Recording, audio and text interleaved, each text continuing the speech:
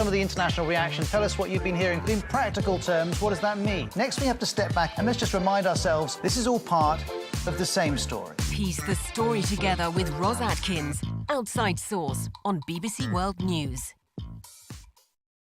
This is one of the most biodiverse places in the world, Florida.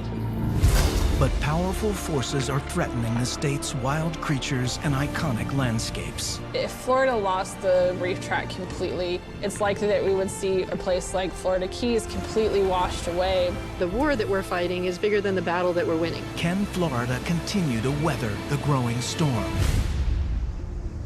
Wednesday evening at 7.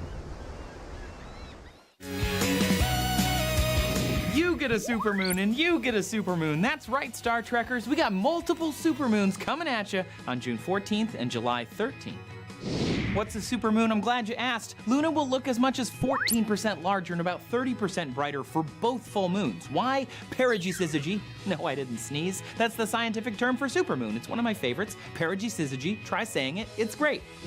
Every full moon, the sun is fully shining on the moon's face, forming a straight line through 3 celestial bodies. This is called syzygy. Sometimes this coincides with the moon hitting its closest point in orbit, called perigee. When orbital perigee coincides with a full moon, syzygy, we see a slightly larger, brighter moon, perigee syzygy, aka a supermoon. The best time to check out the perigee syzygy is right after moonrise, so get outside and keep looking up.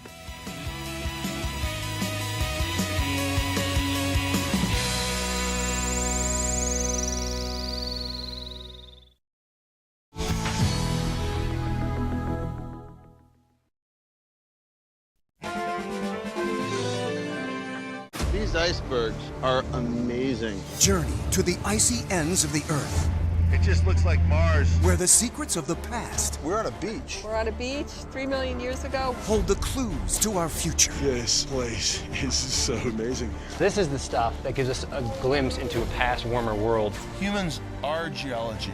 We are impacting this planet. Polar Extremes on Nova. Wednesday evening at 8. Here's what's new this month with Passport. Welcome to the Hotel Portofino. How do you find Italy? You mean how does Italy find me? What's the plan? If the threat's genuine, keep him alive. Get him out of there. We need your help. All we want is the truth, and we will get to it. These and all your favorite shows are available with Passport on the PBS app. Download it today. Next time on Antiques Roadshow, it's a stunning first of locations with style in a Newport mansion, Rosecliff. I can't believe it. You're freaking kidding me. All right. Wow. Where's my brother? Wow. That's unbelievable. I had no idea. Don't miss Antiques Roadshow's groundbreaking visit to Rosecliff in Newport, Rhode Island. Monday evening at 7. Brian just threw away the rule book. The level of musicianship, I don't think anybody's touched it yet. People say Brian's a genius. And the pressure that comes with that. You know there's something going on with Brian Wilson. The idea of doing an interview makes Brian nervous, so he'll often ask if we can just take a drive and listen to some music. The rooftop is down. The story begins. It was a trip. Tuesday evening at 8.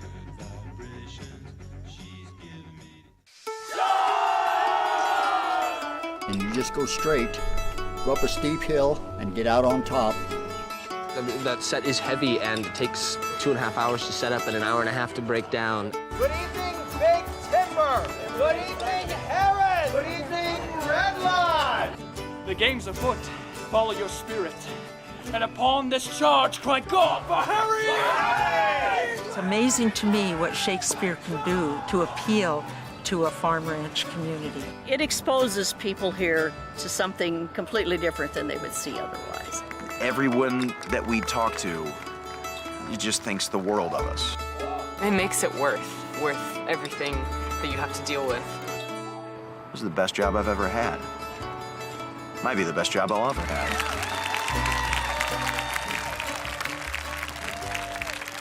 Thursday evening at 7.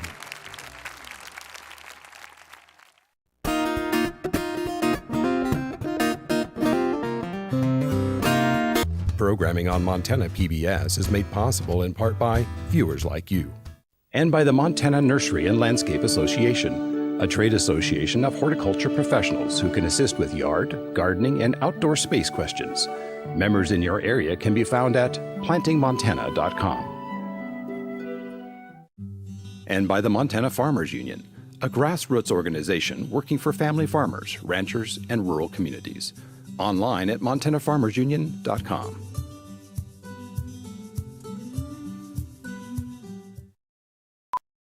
Montana Ag Live is made possible by the Montana Department of Agriculture, the MSU Extension Service, the MSU Ag Experiment Stations of the College of Agriculture, the Montana Wheat and Barley Committee, Cashman Nursery and Landscaping,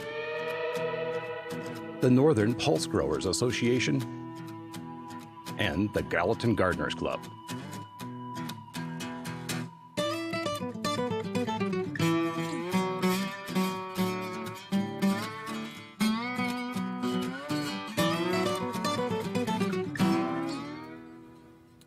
Good evening. Welcome to another edition of Montana Ag Live, originating tonight from the studios of KUSM on the very dynamic campus of Montana State University, and coming to you over the Montana Public Television System. I'm Jack Rieselman. I'll be your host this evening. I'm a retired professor of plant pathology, so I'll stay out of the discussion as much as possible because we have a lot of experts here this evening. As you all know who have watched this program this spring, we're featuring women in agriculture. And last week, I wasn't here, and we had an all-women panel. And Mary told me this week it would be hard to get an all-male panel together in today's world. And I suspect she's right, because women have really become very active in agriculture. Tonight, we're happy to have Shaylee Harney with us. Shaylee is the Executive Director of the Montana Beef Council, and she does a wonderful job. She'll tell you about it in a little bit, but before we do that, let me introduce this evening's panel. Way on my left, Mary Burrows, plant pathologist and associate dean in the dean's office. And our special guest this evening, Shaylee Harney. Shaylee is with the Montana Beef Council. You'll learn a lot about beef production and beef utilization here in the state tonight. So if you have questions relative to beef, why it's so expensive, why it's so good, tonight's an excellent opportunity to ask those questions. Eric Belasco. Eric is an economist. We always like to have an economist on so they can challenge the other people on the panel. Great. And believe me, economists do like to talk, right? Sure. And of course, Tim Seipel. Tim he likes to be called a weed ecologist. I don't go for that. He's a weed scientist. And answering the phones tonight are Nikki and Joel Vredenberg. Thank you for coming in. Glad to have you here. Shaylee, tell us about the Montana Beef Council. Thank you, Jack. So the Montana Beef Council was created in 1954 by cattlemen for cattlemen, and it was created as a marketing organization for beef. Ranchers at that time and auction market owners got together. They wanted to find a way to market their product, and so they formed the organization, and cattlemen contributed to that organization to strictly market beef. It evolved over the years and became a federal checkoff, so it is a federal program now, and $1 per head is collected for all cattle that are sold, and 50 cents of that dollar stays here in Montana, and 50 cents goes on to the national level. The funds can only be used for beef promotion, research, education, and producer communications. And we have a board of directors that is very well-rounded of nearly all the supply chain that make up that board and make those investment decisions all across the state. You know, I think you have a small film clip of some of your educational work, and you start with youngsters, and I think that's great because if you get youngsters interested in agriculture or in beef, and I don't know if we could see that clip right now, if we could bring it up, you can explain what's going on there. Sure. So each year we have the opportunity to make investments all across the state, and that might be with youth education. As you're seeing here, we worked in Billings with all of the Boys and Girls Clubs across the city and brought them in for some education.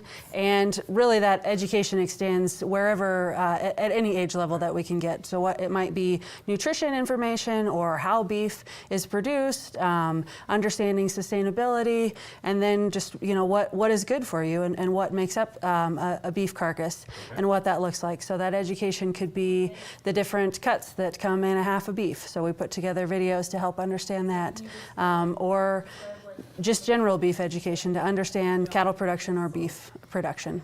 You know, kids are a great way to get to it. I used to be a grad student at the University of Nebraska, and they had a meats lab there run by a gentleman by the name of Roger Mandigo. He's famous.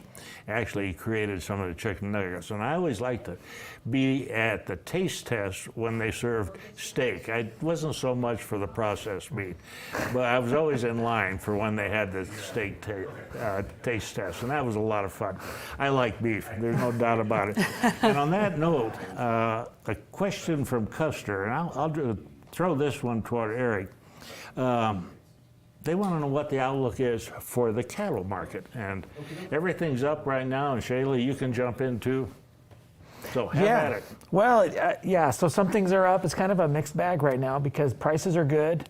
They're about 180 if you look at the futures market going out into the winter or even into next spring. So there's a bit of upward pressure there. But I'm sure ranchers talk to you a lot too about the drought that's hitting us. So drought's going to raise a lot of your input costs. It's going to raise the price of hay. In real terms, the price of hay is about double what it normally is. And so, you know, prices are good, but you know they're sufficient to, I guess, offset some of those losses on the input side. You know, all these things, and we'll probably talk more about the supply chain later, but there's just a lot of supply costs that are going up, you know, throughout the sector, which are going to drive those prices up.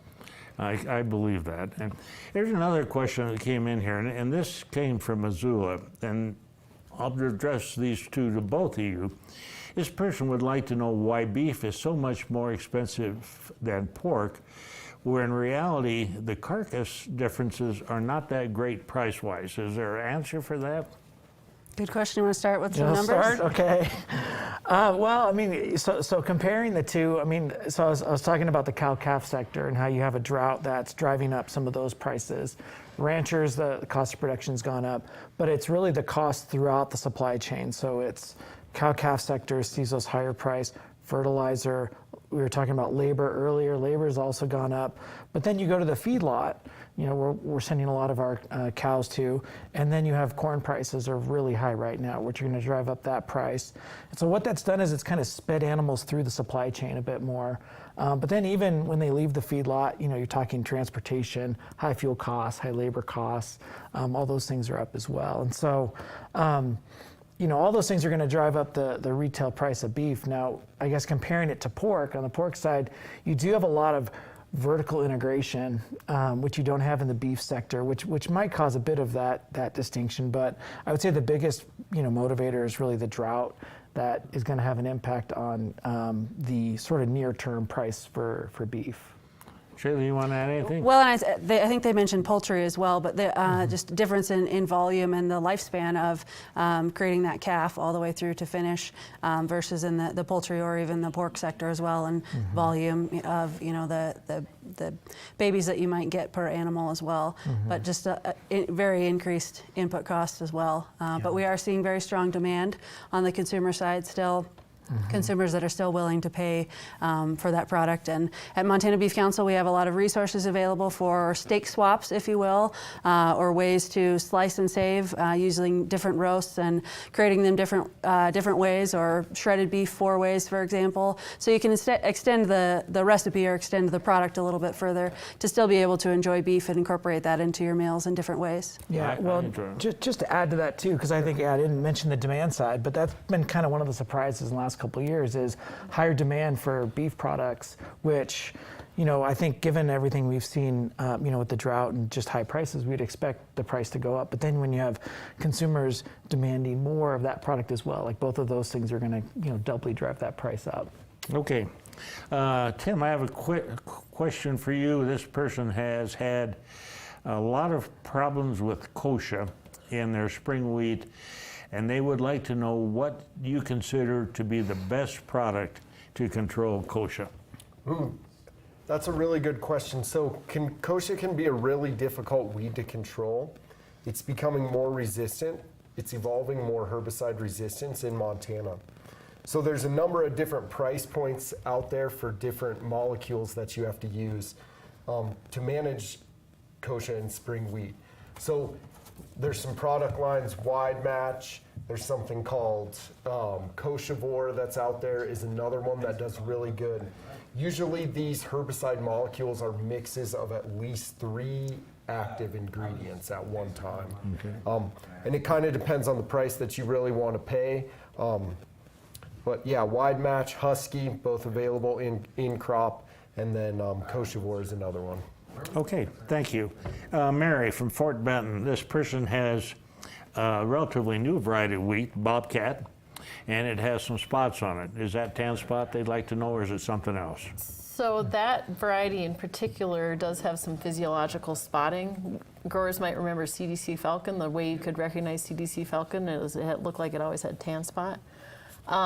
It could be tan spot and septoria if the weather, if it's been moist enough and the temperature's been high enough. It's still a little early for a lot of tan spot, but it has been reported out in the state, especially down in that Yellowstone Valley.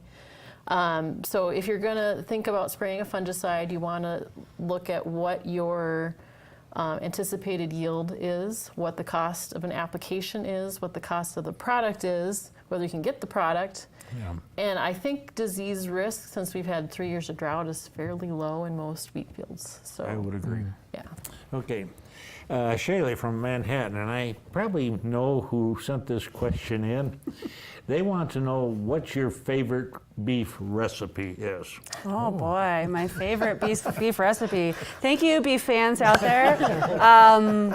All beef. I would say probably a flank steak with chimichurri sauce on it, a little Argentine style. Tacos, you can't go wrong with tacos every day. No, you can't. Tim, this person would like to know if you can spray weeds at night, and if you can, is there an advantage in doing so? Well, that's a good question. You know, I go around sometimes and people ask me this question fairly often. Can I apply herbicides at night? You know, maybe they're under time pressure, they're looking for it to be less windy, something like that. But really, the answer is no, you should not, for a couple of reasons. Reason number one, studies have shown with glyphosate and dicamba, 50% efficacy if you spray after sunset up till 6 a.m. and nearly 100% efficacy from about 10 a.m. to an hour before sunset. And that's because the plants are actively doing chemistry and taking in the molecule and growing.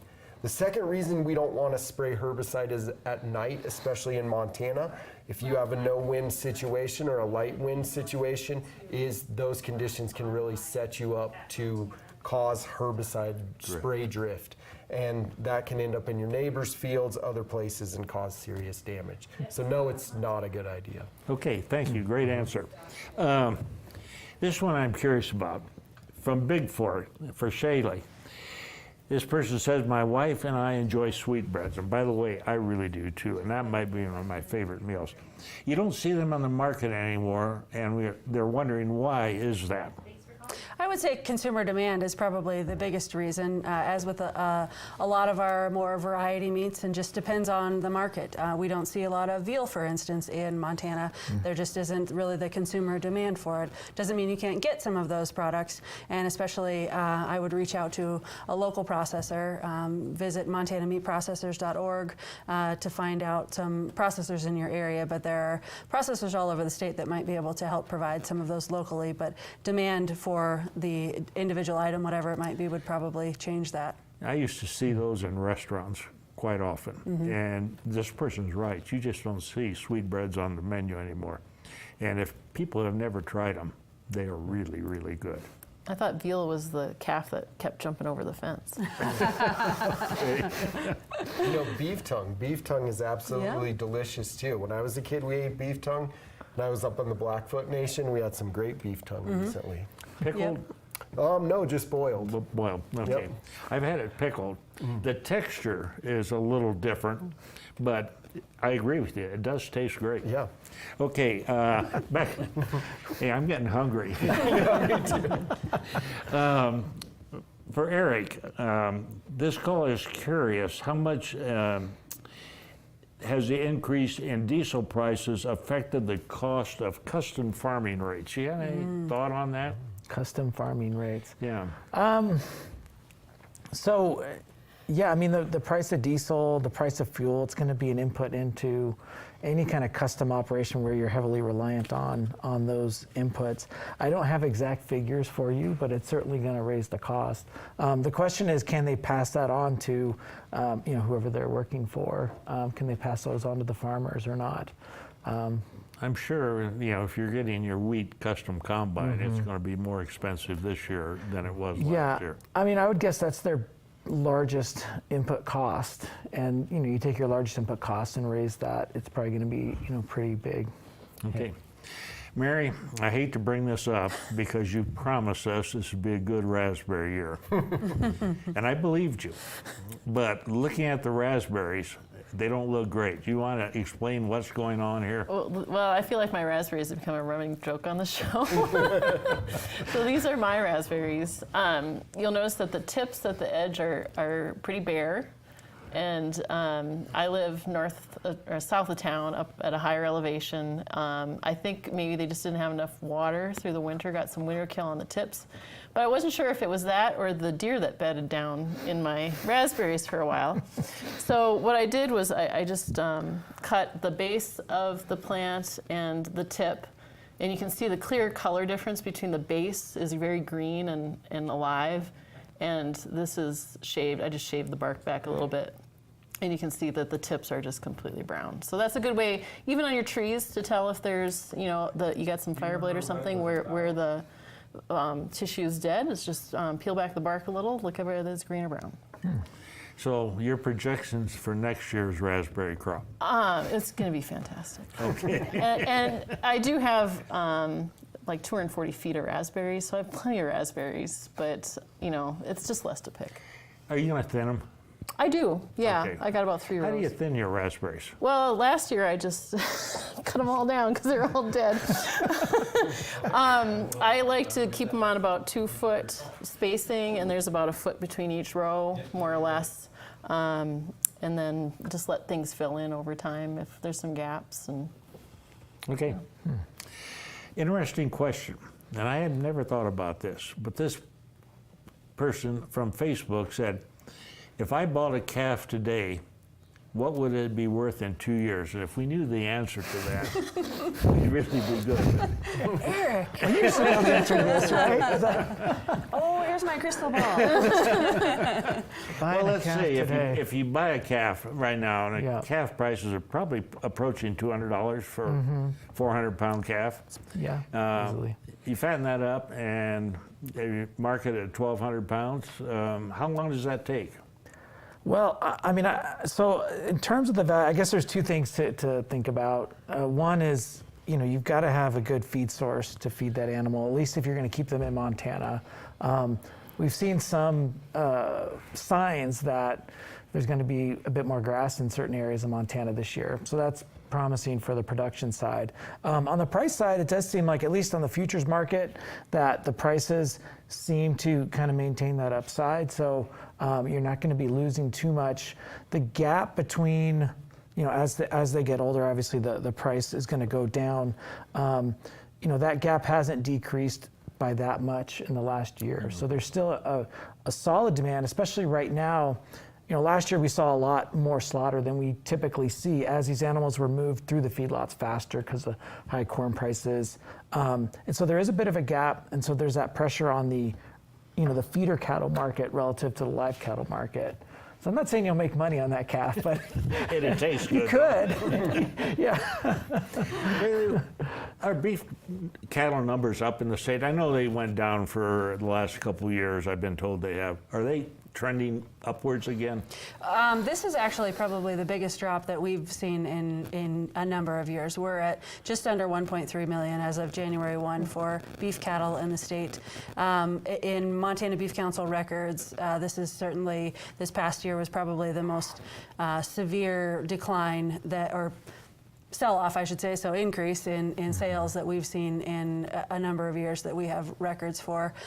So that is concerning, but supply and demand and roller coaster. And if we get grass, we didn't have grass and a lot of fire and nowhere to go. So and couldn't find hay. A 3-to-1 ratio cows to people in Montana. Now it's 2.5, about 1-to-1. Yeah, now we're more people and less cattle, so it makes it difficult. But it'll trend back up, which will create better prices for ranchers for a little while. But it has been in a decline. But if we keep some grass around, we'll be able to get those cattle back and retain that. And right now, looking at the state, we're improving. We're still not totally out of a drought. Yeah. Fingers crossed. Yeah, we're only a week away from a drought. Yeah, you never know. That's right. But right now, the state looks better and has grass-wise in the last couple of years for sure.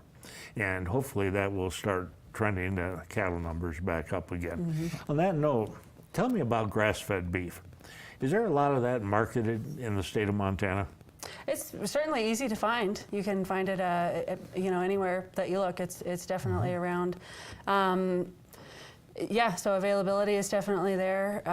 It does take a little bit longer to produce. As far as inputs, kind of a maybe misperception is that it might not always be the grass that we're seeing, out in the pastures, because it's not like this year-round in Montana. So they have to have other sources to get them. So there are other varieties of grasses that they're eating, whether it be hay, other inputs that are helping them get to that maturity and get to that finish weight. So that the taste is obviously going to be different, a little bit leaner that way. So can require a little bit different cooking and preparation. Nutritionally, there is not a lot of difference, not a significant amount of difference nutritionally in either a conventional or a grass-fed product.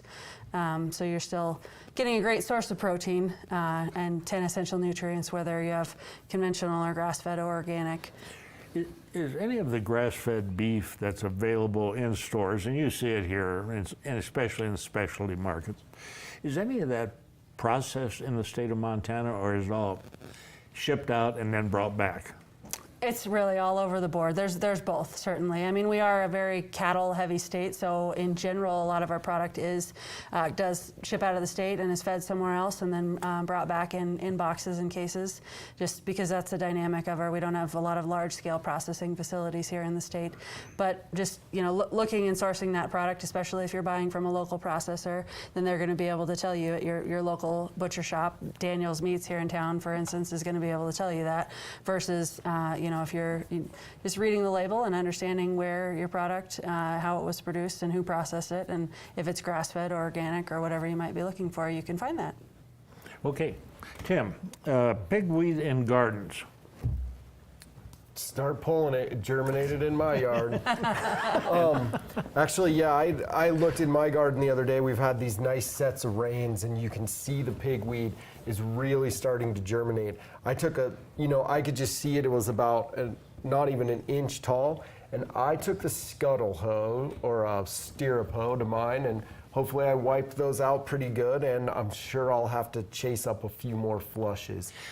That's a late germinating weed, isn't it? It is a late germinating. It's a warm season weed. So usually first you end up with these mustardy type things, the shepherd's purse. Right. Now you can really see it. It's in seed. You can see a lot of the other early season weeds. And now that first couple warm days we really had around here, those warmer season weeds start to pop.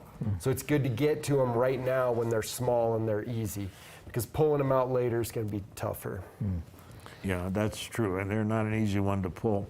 No. From Butte, how can I find a custom butcher or just a good butcher shop in the same? We were talking about this before the program. Every community used to have a meat locker, a butcher shop.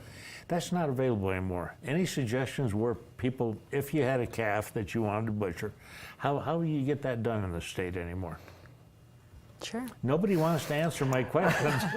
Well, there is an organization in the state. There's an association for everything, of course. So the Montana Meat Processors Association, and visiting their website is a really great resource for that. Of course, not everyone is a member of that organization, but we have seen quite the increase in processing plants, especially the availability of funds through the pandemic to make those a reality. So there are a lot of smaller shops and processing plants that are coming online line because of that. And thankfully, through organizations like meat processors, then there's the resources and education available for somebody that's starting out into the business and entrepreneurs that are want to learn more about that and do a good job of processing your animal.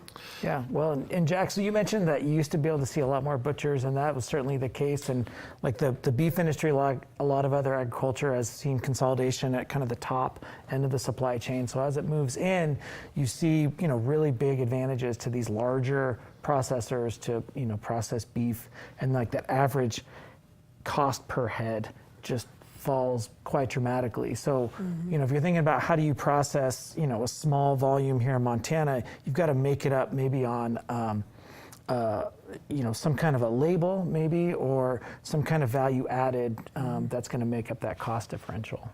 You know, speaking of that, I stopped at a little shop in Miles City last week, and there was in the shop a cooler that was selling locally produced Wagyu beef. And I did ask the proprietor, they have to fill that every other week, and it was a pretty good sized cooler. So you're right, there are some niche markets that do very well with that. Yeah. Question for Mary here. Their peas are yellow and white, clear out on the top. You think that's frost? Could be in many areas of the state, and I did get a call this week from a producer that had patches. Then they were trying to relate it to maybe some stress. Maybe the plants were a little behind. And then I did stop by Don Mathry's house, speaking of pea pests, and he had some pea leaf weevils. And these are in big ag fields, and they're going to be on the garden peas. If you see notching on the edge of your pea leaves, the larvae will eat the nodules if you have inoculated some rhizobium. But mostly gardens, you just put a little fertilizer or compost on them. But those are active, and they're out there, and they're laying their eggs and larvae and eating the nodules. It slows them down. It does. Yeah, there's no doubt about it. My peas, yeah, I've got a lot of notches on them. Of course, it's not been a great year for growing things. Right. Other than grass. Grass is really good this year. But, you know, vegetables and stuff, and even peas and stuff around the state, they're slower this year. Yeah, definitely. I think there's going to be some replanting of my basil in particular, because I planted it when it was a little too cold. Yeah, okay. From an unknown location, this caller wants to know if there's an active feedlot in the state, not a background type of operation, but a finishing feedlot. Is there one in the state anymore? There are feedlots in the state. Yeah, I mean, they're not the kind of capacity that you might see in other states that are a little closer to corn, but yeah, we definitely have segments of the supply chain to where we can have feedlots within here. You might have... Absolutely. We have a feedlot industry and a feedlot association even in Montana, so they're here. And the beef they produce, the finished beef, a percentage of that is processed in Montana, or most of it shipped out of state? Really just depends on what the seller has, you know, the cow-calf guy has set up, if he's retaining ownership, say, and following all the way through to the processor, or if the feedlot is owning them, and then what program they might be part of. So hard to say where they might be going, but I would imagine some are being processed locally. Okay, thank you. A Yellowstone County caller is asking about the pest problems and identification of ornamental shrubs and trees. It was talked about on last week's show. He said he went to the MSU campus bookstore to find it, but they didn't know anything about it. Mary, Campus you're not bookstore. doing your job. Yeah. Well, these are pretty expensive to print, so you have to order them directly from Extension, and you can go to the Extension store online. And they're free right now. We do have a grant to cover the cost of their printing, but you pay postage to get them delivered to you. They're not available in county extension offices, but every county should have one in their office, so you can flip through it. And in here are some really nice pictures of all kinds. Here's black knot, one of my favorites. This is how you recognize cherry. And it has pictures and explanations of what causes it and how to manage it. So it's a really useful resource for ornamental plants and shrubs that are here in Montana. Okay. From Facebook, I like this one. And after Shaylee answers this, we're going to bring up a little clip of some of the meat products. Okay. So, Paul, if you get that clip ready, and this comment from Facebook. Their favorite beef meal, medium T-bone or ribeye, 1-inch cut, and the caller is laughing as he says it. And I don't disagree with him, but Paul, can we see a clip that the Beef Council puts out about some of the meat products that they have? We'll That's get a it very up. popular one as well, that cut. Okay. Yeah. We'll get it up here, one of them. Yeah, there we are. Shayla, you might tell them what's going on here. Yeah, so this is a video that we have on our YouTube page at Montana Loves Beef, just describing what you get when you purchase a half a beef, so consumers can understand if you're buying a larger volume like that, so you can know what you're going to be getting in that half a beef, and understanding that the size of the animal isn't necessarily going to contribute to that same amount and size that you'll be getting, but then still helps you estimate, what size freezer space you might need, and understanding that, and then the different ways that you can have it processed, whether you want more roasts or more ground beef or more steaks, whatever that might look like. So this call is from Florence, and this person would like to know whether or not that mobile beef processing facilities are available in Montana, or if there is a need for such a service, I guess you'd say. Sure. Well, there is discussion for a mobile processing unit. I believe by the Montana Farmers Union is working on an effort for that out of Great Falls. So they would be a really great resource to contact about further information for that. So how would that work relative to inspection? I mean, if you're selling beef commercially, it's supposed to be inspected, am I correct? So if you have a mobile facility, how would that be inspected? They would still be required to have an inspector, service those products and inspect that, just like a brick and mortar facility is going to as well. So rules don't necessarily change for that, but that's all controlled by the Montana Department of Livestock. Okay, thank you. Tim from Liberty County. They would like to know if you've ever heard of a weed called corn gromwell, and if so, what do you do to control it? Oh, so corn gromwell, it's a funny little weed. It's sometimes referred to as a stone seed. The white one, it's a little white flowered annual plant, and it shows up often in the edge of weedy fields, alfalfa fields. Sometimes it can move into your crop fields. It can be around your house and garden too. There, I'd say just pull it. If you have it in your crop field, your winter wheat, most broadleaf herbicides work really well on it. And the other things like Ally or Glean also work really well on it too. So it should be pretty easy to control. Okay, thank you. From Bozeman, this person read an article in the Bozeman Chronicle recently about a new beef processing plant at Livingston, which is operating as a nonprofit.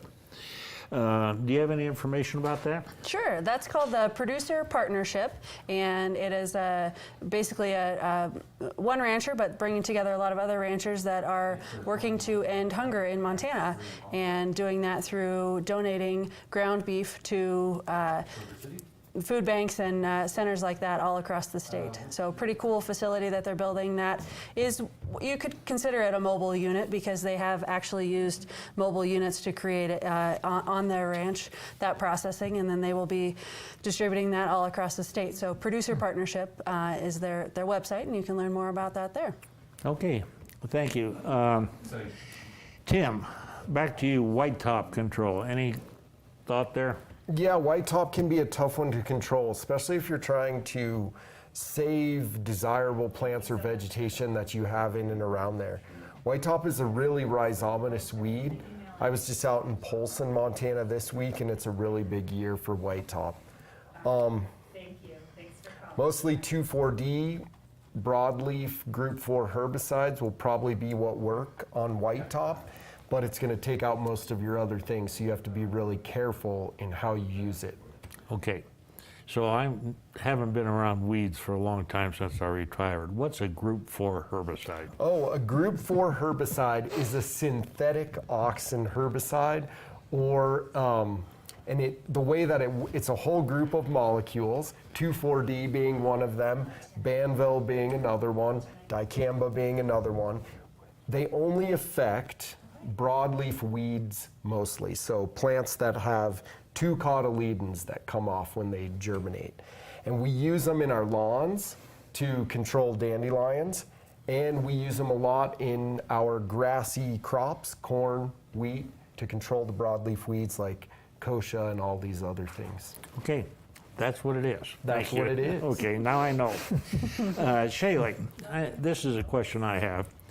Last week I happened to have a cold beer with a gentleman by the name of Bruce Cobb with the Certified Angus Beef Association. We had an event in Bismarck. And I would like to know how a group like the Montana Beef Council interacts with something like the Certified Angus Beef group. Do you have any information on how the two might interact? Perfect. So Certified Angus Beef is a branded beef program. You might see that on a menu in a local restaurant that they serve Certified Angus Beef. So that's a branded product. Hereford also has a branded label as well. And we interact with them through the Montana Angus Association actually has a seat on our board of directors. There's 12 directors on our board, and Montana Angus Association holds one of those seats. So again, that whole supply chain, and of course Angus is the largest breed in the state. And so they have a pretty good representation across the state. Is there any difference between a red Angus and a black Angus? Color. Okay. I know that much, but I mean in palatability.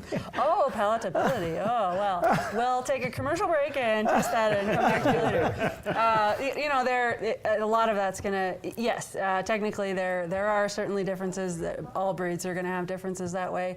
A lot of it, though, then can come down to what they eat and what they're finished on and what part of the country they're in as well. So if we're talking Certified Angus Beef, that brand, they have both red and black Angus that they're certifying?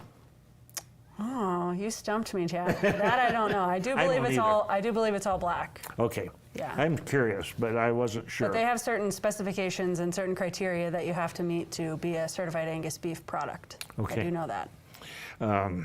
I know any good steak tastes good, and Angus included. So, this is a Facebook question that came in this week from Bozeman. It's for Eric, and it says, last time Eric was on the program, you talked about a travel class for ag students.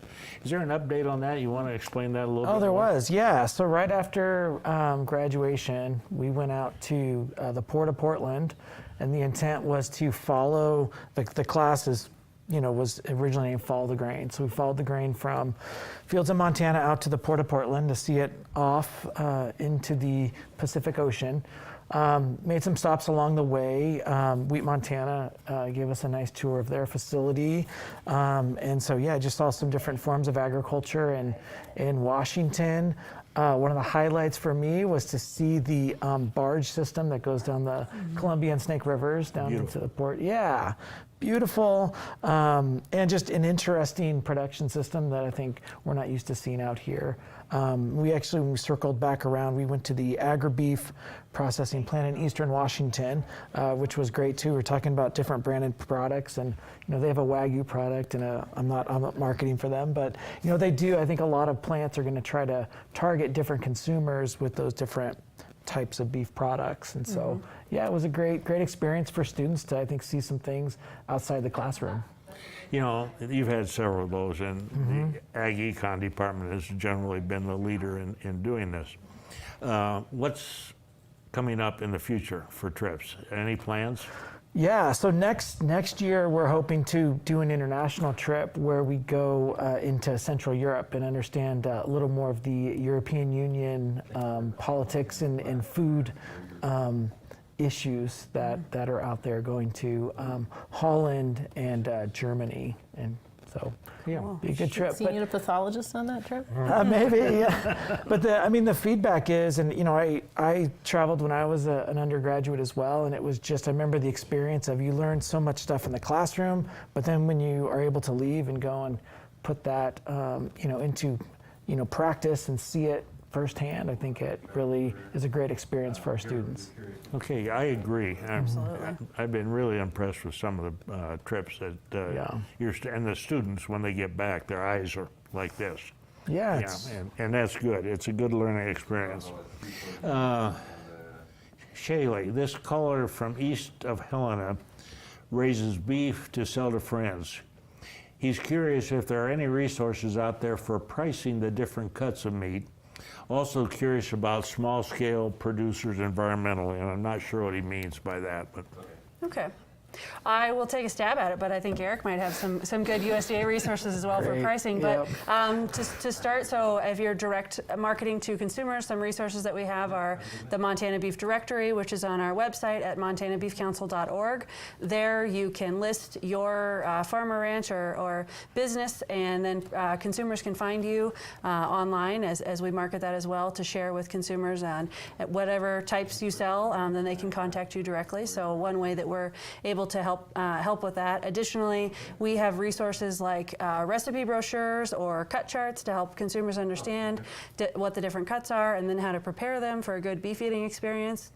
And then additionally, maybe some fact sheets that they might be interested in. If you're attending farmers markets, a great opportunity to interact with consumers and help them understand beef production or questions that they might have, anything surrounding beef production or beef education. And then as far as pricing, I'll turn it over to Eric for some resources there. Great, thank you. Go to the grocery store and your competitors. Just figure it out at the grocery store, No, I mean, the biggest thing is, we keep a lot of data on kind of the average, beef price across a carcass. But once you start getting those different cuts, a lot of those cuts, you'll see pricing from the Agricultural Marketing Service, AMS, and they'll take some of those different cuts so you can kind of split out how they compare to that average price of beef. But you can also send me an email and I'll try to get you that information as well. I will tell you, prime ribeye or prime fillets, they're pricey. But they're good. Especially now. Especially now. Is all the beef we produce in Montana suitable for making into ground beef or different types? I've heard that sometimes we need leaner beef to cut with our maybe beef that's going for all our fillets or our prime steak cuts. Is there a difference in the type of meat that's produced between those? Yeah. Do you want to go? Definitely. So we certainly have as animals age, you might have cull cattle or bulls that are really going to be just best suited for a roast or ground beef, and they're not going to give you those, highly marbled steaks.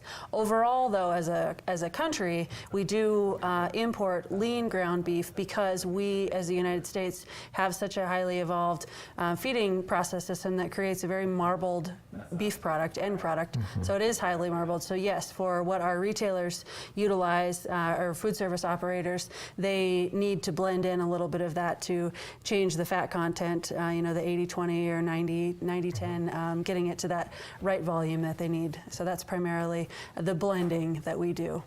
Yeah, and a lot of our higher end cuts are what we're exporting out to, South Korea, Japan, those trading partners. And then on the import side, it's a lot of the, ground beef and things like that.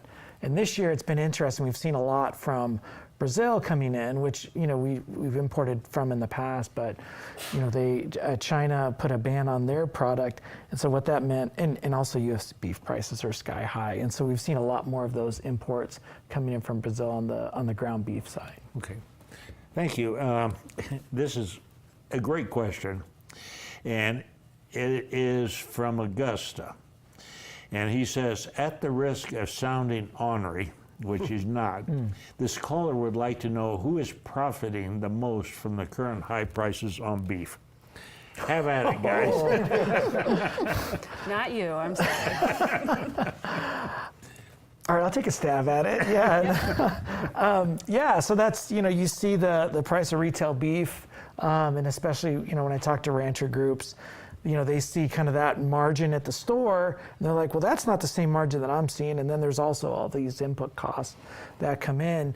You have different segments of the supply chain, and it's certainly going to be the case that you can have some shocks to prices where you're going to see the cow-calf producer get a fair bit of those profits. I would say kind of in our current environment, it seems to be the retailer, but their costs are up as well, but it seems like that spread seems to be a little bit larger than what the cow-calf spread is currently. And the processor.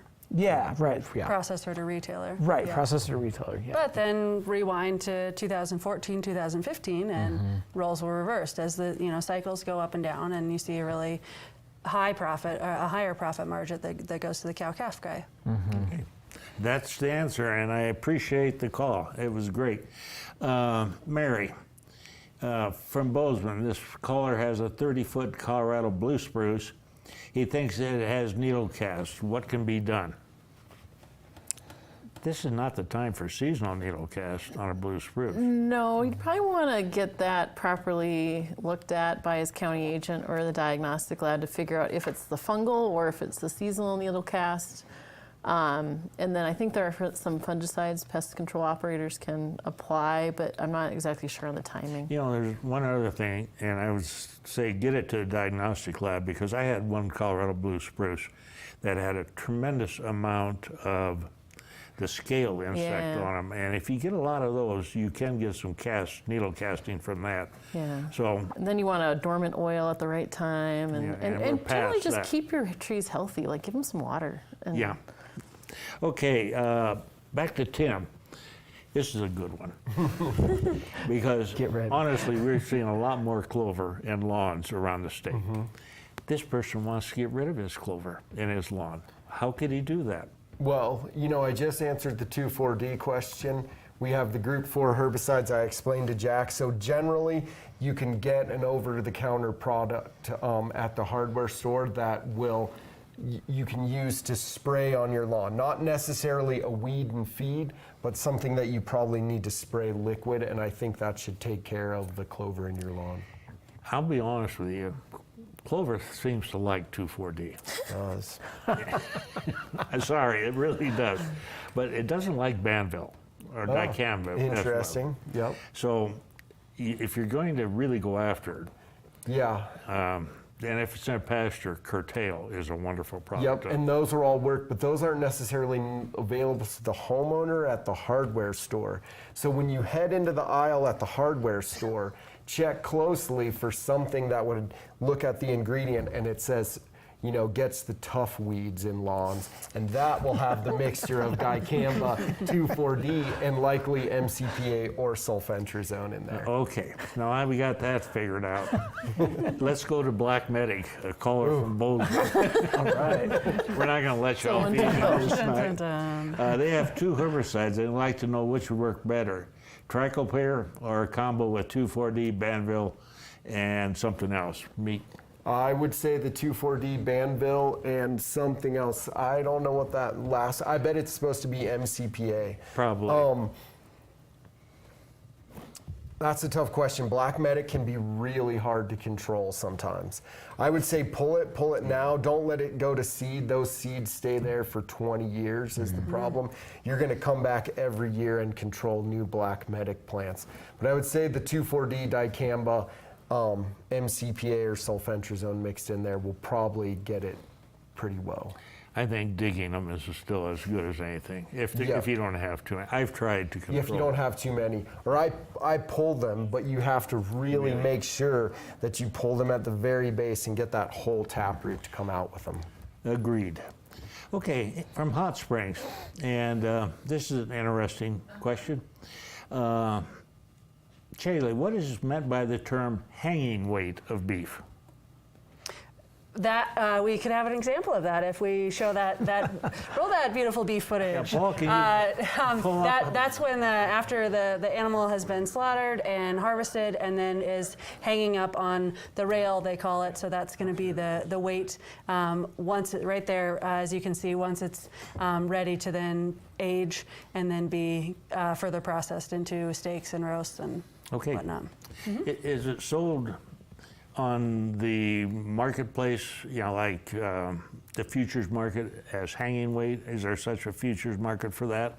No, just live. Yeah, futures is just going to be on a per pound basis. Okay. Yep. All right. For you, from Great Falls, comment from the caller about beef tongue.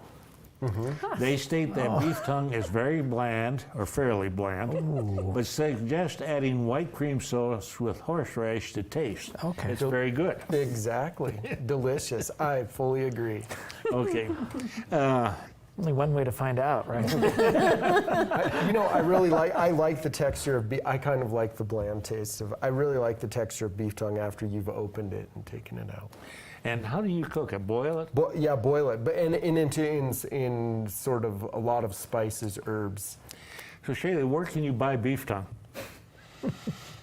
You would have to search for that a little bit more. I would say it's a little bit more regional.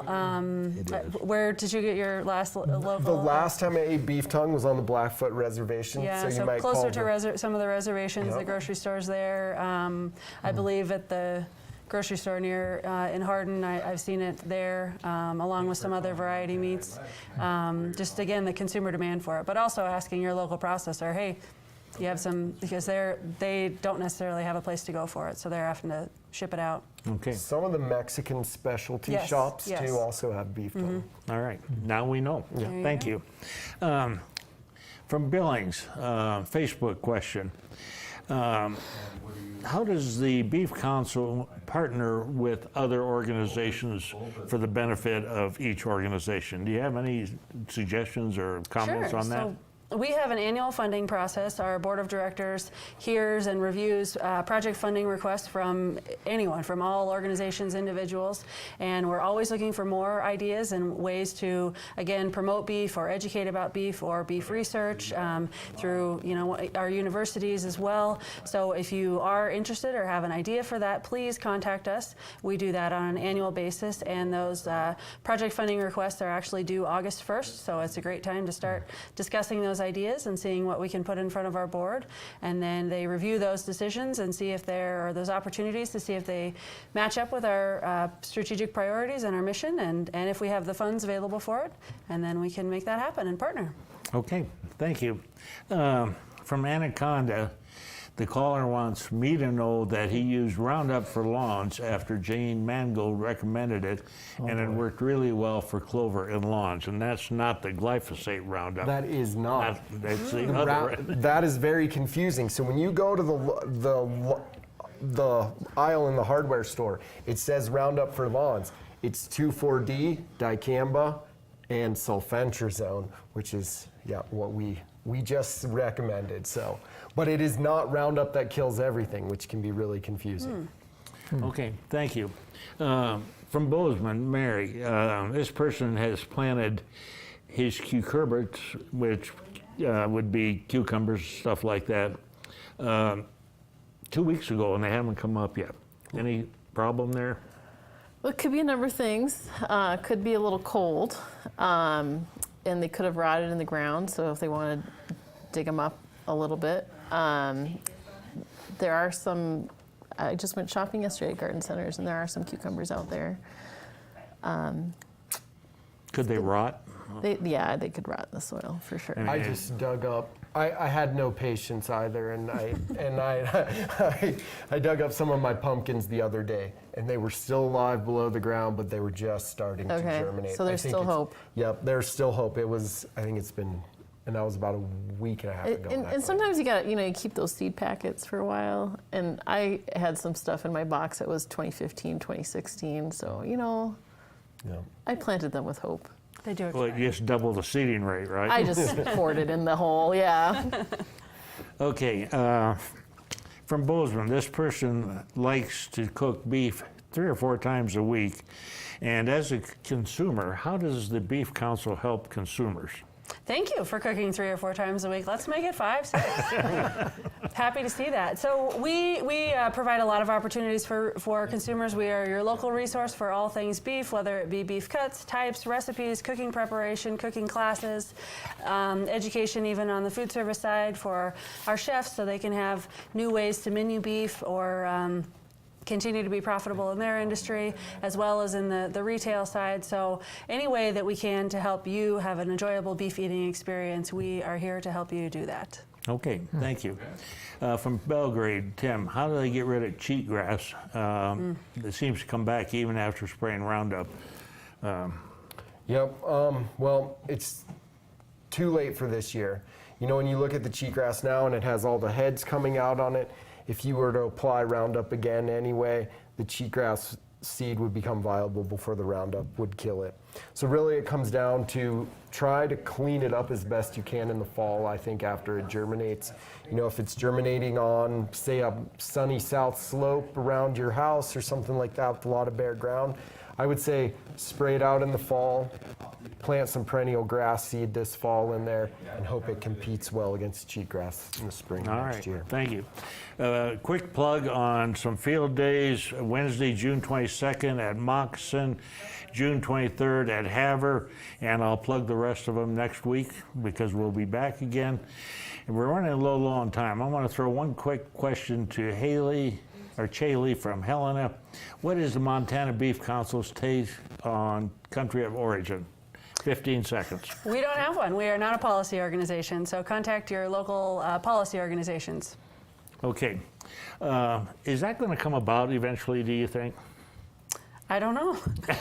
Nobody wants to. Ask your legislators, contact your legislators. That's what they work on. We're strictly on the promotion side.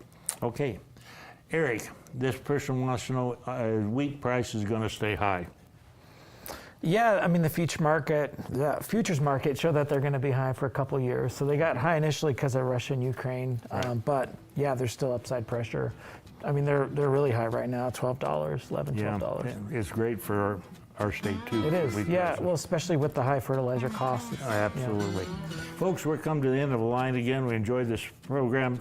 Chaley, thank you for coming over and joining us this evening. Next week, we're going to have Kathleen Williams, who is the Montana State Director for the USDA Rural Development Program. Please join us. Thank you for watching. Had a great time. Have a safe week and good night. For more information and resources, visit montanapbs.org/aglive.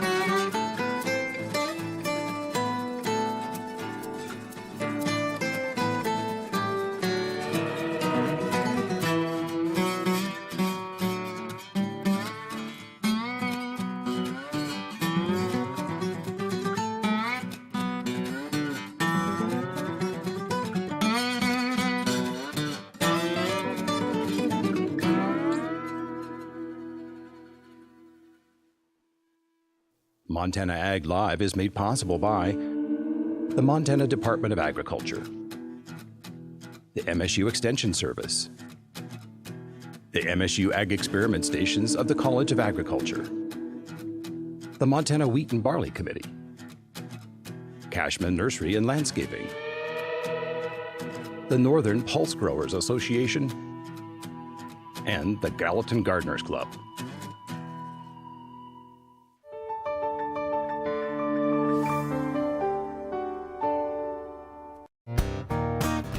Programming on Montana PBS is made possible in part by viewers like you, the friends of Montana PBS. Thank you. And by the Montana Nursery and Landscape Association, a trade association of horticulture professionals who can assist with yard, gardening, and outdoor space questions. Members in your area can be found at plantingmontana.com. And by the Montana Farmers Union, a grassroots organization working for family farmers, ranchers, and rural communities. Online at montanafarmersunion.com.